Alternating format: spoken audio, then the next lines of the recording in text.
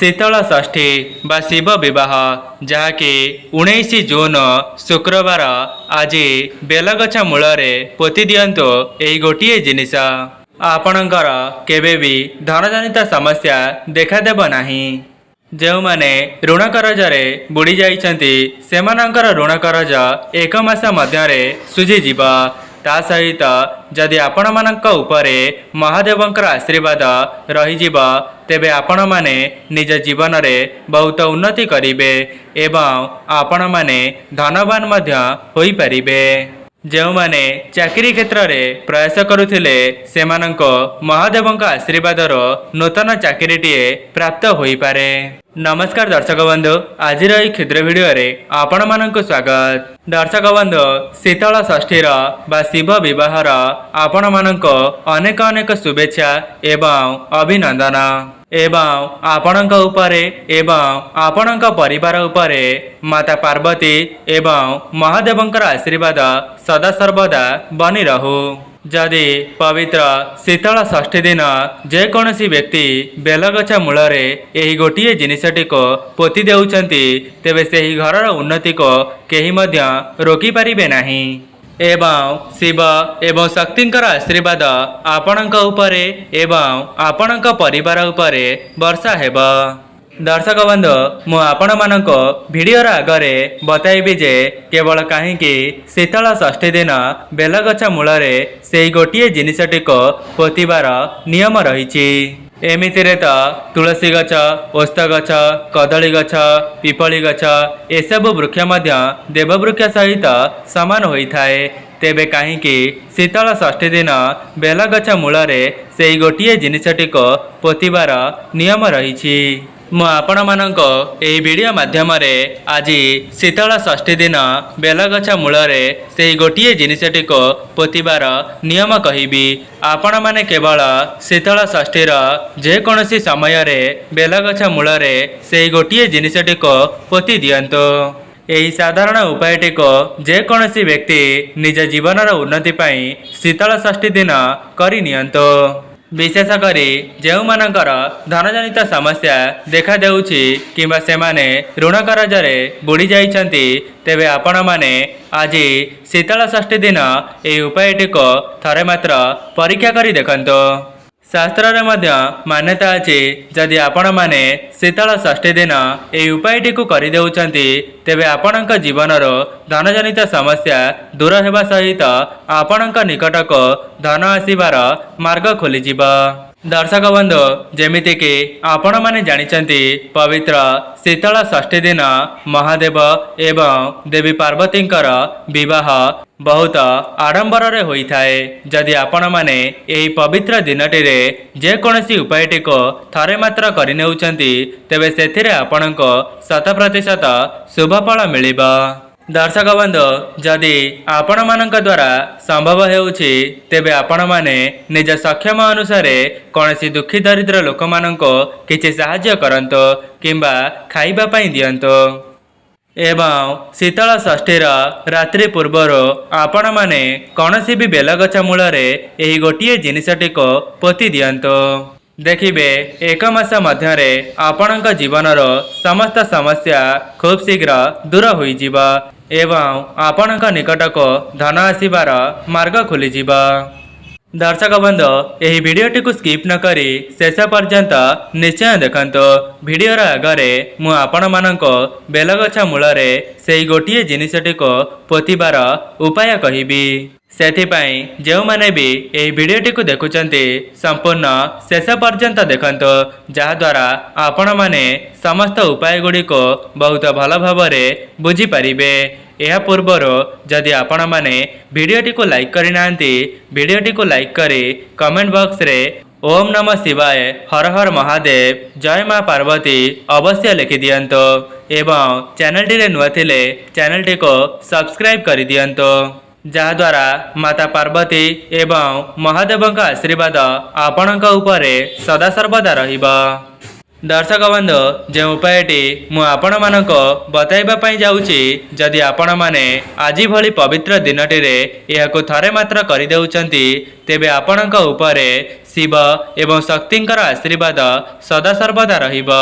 ଆପଣମାନେ ଯେଉଁ ବି କ୍ଷେତ୍ରରେ କାର୍ଯ୍ୟ କରିବେ ସେଥିରେ ଆପଣଙ୍କୁ 100% ଶୁଭ ଫଳ ମିଳିବ।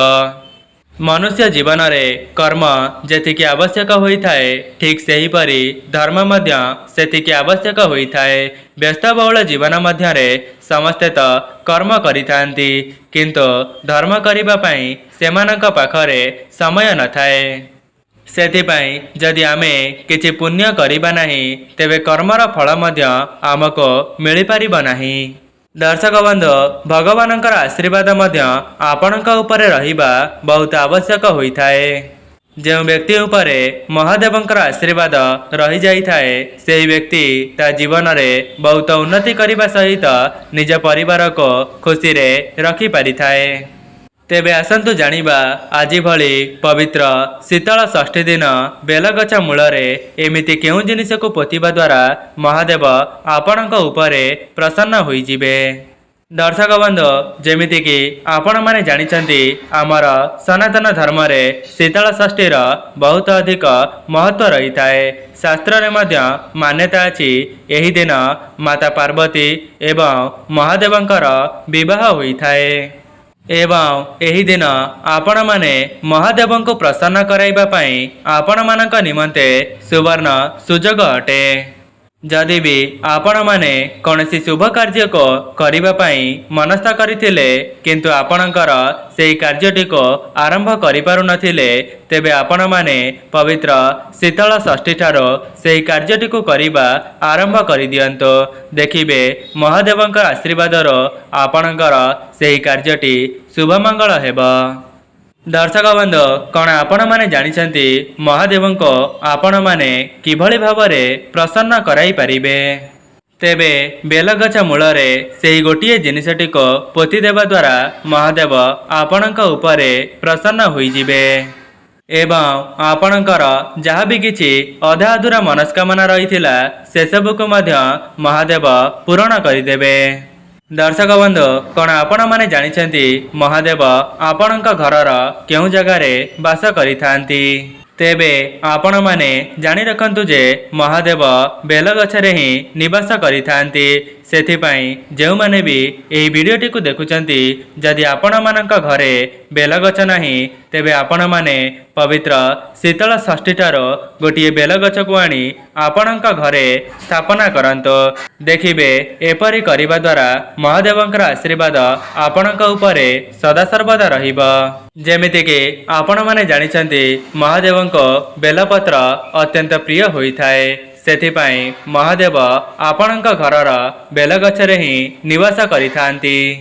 ଯଦି ଆପଣମାନେ ପବିତ୍ର ଶୀତଳ ଷଷ୍ଠୀର ଯେକୌଣସି ସମୟରେ ବେଲଗଛ ମୂଳରେ ସେହି ଗୋଟିଏ ଜିନିଷଟିକୁ ପୋତି ଦେଉଛନ୍ତି ତେବେ ଆପଣଙ୍କ ଉପରେ ମହାଦେବଙ୍କର ଆଶୀର୍ବାଦ ସଦାସର୍ବଦା ରହିବ। ଯେଉଁମାନେ ଚାକିରି କ୍ଷେତ୍ରରେ ପ୍ରୟାସ କରୁଥିଲେ କିମ୍ବା ଧନଜନିତ ସମସ୍ୟାର ସାମ୍ନା କରୁଥିଲେ ତେବେ ଏହି ଉପାୟଟିକୁ କରିଦେବା ପରେ ସେମାନଙ୍କ ଜୀବନରୁ ସମସ୍ତ ଋଣ କରଜ ଦୂର ହେବା ସହିତ ସେମାନଙ୍କ ମନ ମୁତାବକ ଚାକିରିଟିଏ ପ୍ରାପ୍ତ ହୋଇପାରେ। ତେବେ ଆପଣମାନେ ଶୀତଳ ଷଷ୍ଠୀର ବ୍ରହ୍ମ ମୁହୂର୍ତ୍ତରୁ ହିଁ ନିଜର ଶଯ୍ୟାଟିକୁ ତ୍ୟାଗ କରିଦେବେ।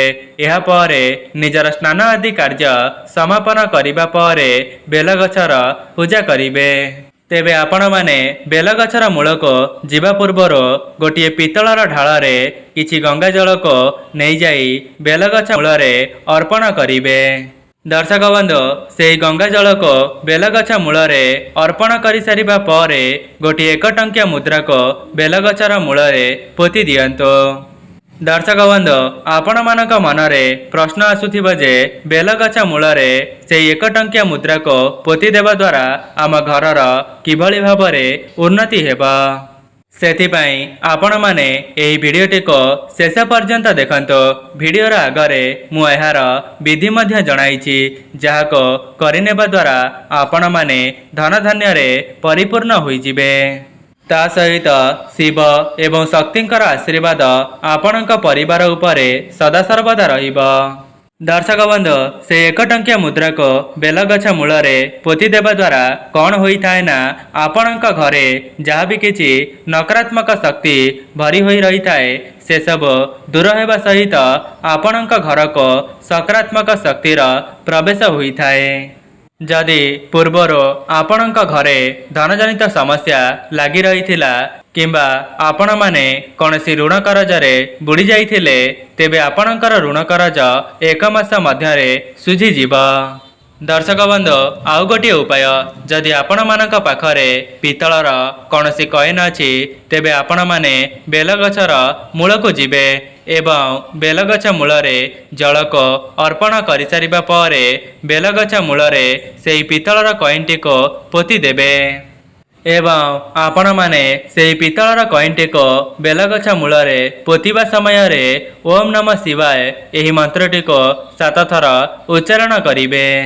जदि आपण माने पोतिबा समय रे केवल एतिकी कही पोती देउछंती तेबे आपणकर समस्त मनस्कामना खूब शीघ्र पूर्ण होई जीव। जदि आपणक घरे पूर्वर मन मतांतर कली झगड़ा किंबा अशांति लगी रहुथिला तेबे महादेवंकर आशीर्वादर समस्त असुविधा आपणकर दूर होई जीव एवं मन मतांतर सबुदिन पई समाप्त होई जीव। दर्शक बंधु आउ गोटे उपाय जदि आपण मानक द्वारा संभव होउछि तेबे पवित्र शीतल षष्ठी दिन बेलगछ मूलरे कौनसी सुनार किंबा रूपार कॉइनटी को पोती दियंतो। एपरी करिबा द्वारा आपणक जीवन को केबे हेले भी धनजनित समस्या प्रवेश करि परिबो नाही एवं जेते भी आपण माने ऋण करजरे बुड़ी जाइथिबे तेबे से सब मध्य महादेवंक आशीर्वादर दूर होई जीव एवं आपणक निकट को धन आसीबार मार्ग खोली जीव। देवे दर्शक बंधु मु आपण मानक आगरे एही सब उपाय को कही रखिली तेबे आपण मानक द्वारा जहा जेतिकी भी संभव हेउछि पवित्र शीतल षष्ठीर रात्रि समय रे एही उपायटी को करि परिबे। देखिबे 1 मास मध्यरे आपणकर समस्त समस्या दूर हेबा सहित सेथिरु आपणको शुभ फल अवश्य प्राप्ति हेब। दर्शक बंधु पवित्र शीतल षष्ठीर ब्रह्म मुहूर्तर निजर स्नान आदि कार्य को समापन करिबा परे बेलगछ मूलरे गोटे घियर दीप को प्रज्वलन करिवे कहीं ना एपरी करिबा द्वारा महादेव आपणक उपरे प्रसन्न होई जिवे एवं ता सहित आपण माने शीतल षष्ठीर जेकोसी समय रे आपणक मुख्य द्वार रे गोटे घियर दीप को प्रज्वलन करिवे। जदि व्यस्तबहुल समय मध्यरे आपण माने दिन रे करि पारु नाहंती तेबे संध्या समय रे निज मुख्य द्वार रे गोटे दीपटी को प्रज्वलन करिवे। एपरी करिबा द्वारा महादेव आपणक घर को प्रवेश करिवे कहीं ना पवित्र शीतल षष्ठी दिन महादेव आपणक घर को थरे मात्र निश्चय आसी थांती। जदि आपण माने महादेवंकर स्वागत निमंते निज मुख्य द्वार रे गोटे घियर दीपटी को प्रज्वलन करिवे तेबे महादेव आपणक उपरे प्रसन्न होई जिवे। सेथिपाई जो माने भी एही वीडियोटी को देखुचंती आपण माने महादेवंकर आशीर्वाद को प्राप्त करिबा पई निज मुख्य द्वार रे गोटे घियर दीप को प्रज्वलन करंतो। दर्शक बंधु दीप लगाइबार मध्य किछिटा नियम रही। जदि आपण माने सठिक नियम रे सेही दीपटी को प्रज्वलन करिवे देखिबे खूब कम समय मध्यरे आपणक जीवन परिवर्तन होई जिवो। सेथिपाई आपण माने गोटे घियर दीप को प्रस्तुत करिवे एवं निज मुख्य द्वार बाहर को चली जिवे एवं आपणकर मुह रहिब आपणकर घर दिग को एहा परे आपणकर डाहण हाथटी जो दिगरे रहुथिबा सेही दिगरे गोटे घियर दीप को प्रज्वलन करंतो एवं ध्यान रखिबे सेही दीपटी को प्रज्वलन करिबा समय रे ओम नमः शिवाय हर हर महादेव एही मंत्रटी को मने मने जप करिवे एवं आउ गोटे दीप को आपण माने कौनसी भी शिव मंदिर रे लगाई पारिबे। एपरी करिबा द्वारा महादेव आपणक उपरे निजर कृपा दृष्टि को बजाय रखिबे। दर्शक बंधु जदि आपण माने ए उपाय गुडी को करिबा द्वारा महादेव आपणक उपरे प्रसन्न होई जाउछंती तेबे आपणकर जहाँ भी किछि मनस्कामना रही अछि से सबक महादेव खूब शीघ्र पूर्ण करिदेबे एवं आपणक जीवन को धन आसीबार समस्त मार्ग को खोलिदेबे। तेबे दर्शक बंधु जदि आपण मानक निकटरे शीतल षष्ठीर रात्रि पूर्वर एही भिडियोटी पहुंची सारिछि तेबे बहुमात्रा रे शेयर करंतो जहाद्वारा आपण माने अन्य मानकर साहाय्य करि परिबे एवं सेमाने मध्य एही उपाय गुडी को करी निज जीवन रे उन्नति करिबे। दर्शक बंधु जदि आपण मानक एही भिडियोटी भल लगी थाए भिडियोटी को लाइक करी कमेंट बॉक्स रे ओम नमः शिवाय हर हर महादेव अवश्य लिखि दियंतो। चैनल टी रे नुआ थिले चैनल टी को सब्सक्राइब करि दियंतो। आज पई रहूची नमस्कार।